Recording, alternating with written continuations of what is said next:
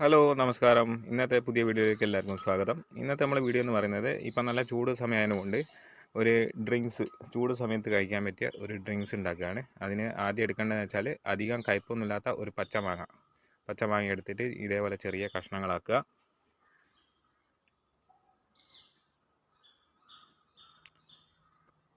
മാങ്ങയുടെ കൂടെ ഒരു ചെറിയ കഷ്ണം ഇഞ്ചി ഇടുക. പിന്നെ ആവശ്യത്തിന് പഞ്ചസാരയും കൂടിയിട്ട് മിക്സിയിലിട്ട് നല്ലോണം അടിക്കുക.